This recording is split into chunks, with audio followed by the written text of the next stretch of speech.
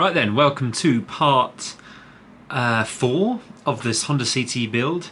I've been up to Scotland and back. Little update where I'm up to. I've got the email back from Honda. So I emailed them, I think, whenever it was. They've emailed me back. They emailed me back on the Monday the 18th, or Tuesday the 19th. Tuesday the 19th they emailed me.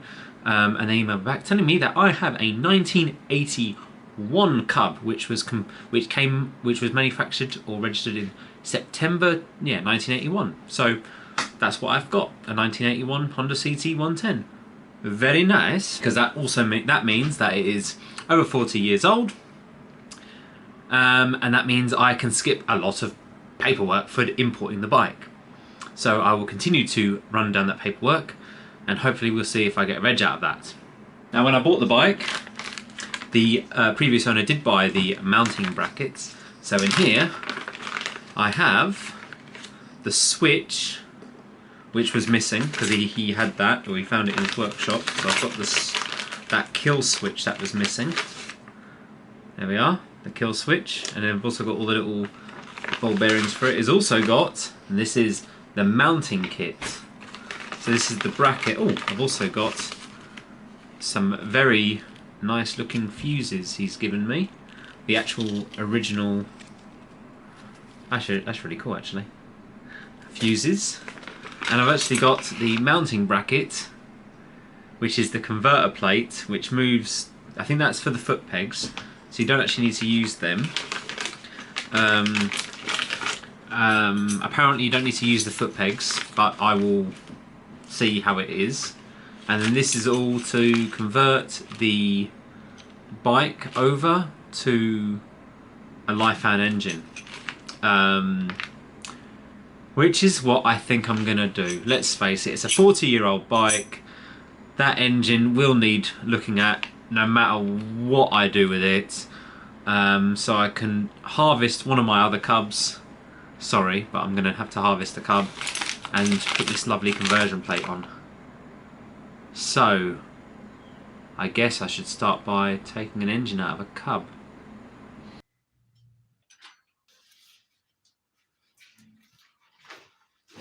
Right, so took the Lifan engine out, put the standard C90 one back in, or a standard C90 one back in, fired it all up.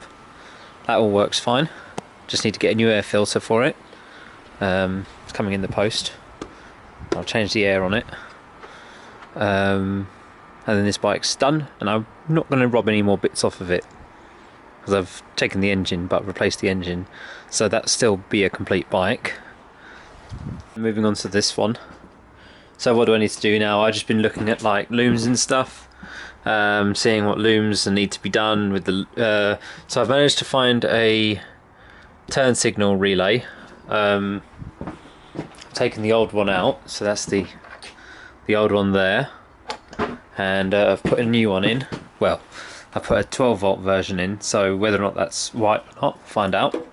I need to get a new coil, a new one of these. It's up here, isn't it, somewhere on this bike? There it is. I need to put a 12 volt version of these in.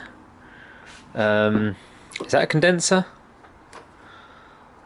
What is that? I don't know, whatever. I need to change a lot. I need to change all the bulbs, which I have got a whole spare set of knocking about somewhere in here. Yep, there we are. A whole spare set of 12 volt bulbs. I can get some more, it's not a problem, but I think that's just the headlights and stuff. And I'll change everything. So we're getting there. But yeah, the engine's going to come out now. And this one's going to go in. This is the one out of my other Cub, so I'll give it a quick clean up maybe. It's not too bad actually, it's only been on that Cub for a couple of years I think now. Yeah, this Lifan's going to go in 110cc for the 110cc bike. Right, let's crack on. I had a bit of an issue. The bike doesn't have a centre stand. So when I was draining the tank out, I thought I'd drained the tank out, obviously. Went to stand the bike up, more petrol came out. Just throw a load of tack and powder down to absorb it all. Whew, getting high, but I got the exhaust off. It's not in too bad condition. It's held together a bit there though, but it seems to be solid. Well, we'll use it if I can. I'll use it. Right then. Not sure I'm going to drop the engine on this. I guess remove the bash plate first. If you know what this is, then you know how hard it is to get out. It's the brake pin or pivot point. But the reason why I took it out is because I want to put something in. Now I don't have a centre stand for this bike, and this is going to be too short, but if I put some wood underneath it, it will prop it up, because I need to somehow get this bike up to get that underneath to lower the engine out, and the foot pegs need to come off, and the foot pegs is where the side stand lives, so the bike will have no way of standing up. At least this way I have a cheap free solution. Whew, that was a bit difficult though to get this pin off. Slide it in and see if it actually holds the bike up. Might be able to modify this later on. Anyway. So the stand I'm using is a C90 stand. So this is a C90 stand. Yeah, and look, if I hold the bike upright, the bike's standing upright, it doesn't even touch the ground. And also it goes way too far forward, so I'm going to have to get a very big thick boy bit of wood under that to stand it up.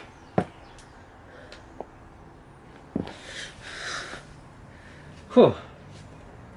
I will find a centre stand for this, but these bikes are rare in the UK and they're very hard to find parts for.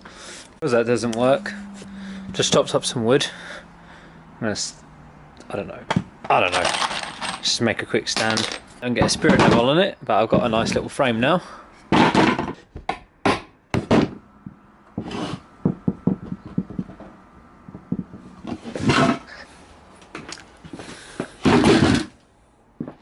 So now I can slide this underneath the bike and hopefully this will be fine.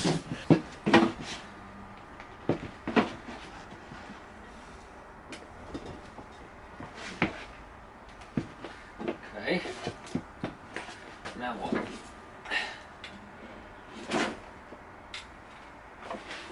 Yes, I think we're on. Didn't like it not being central.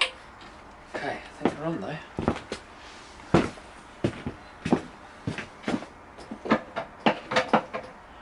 Side stands up. Okay. Hooray! I've made a stand. Whew. That actually worked quite well. Huh. Free stand. Okay, so yeah, I did just have to make that. So now it should be easier to get all these gubbins off now. But I think that's enough for this video. Alright, still a lot to do. Thanks for the supporters. Your money is quickly being burned through and now I'm out of money. So, like I say, anyone wants to help contribute to this build, check out the Patreon where you get videos early. Anyway, that's all really. Thanks for watching. Catch you in the next one.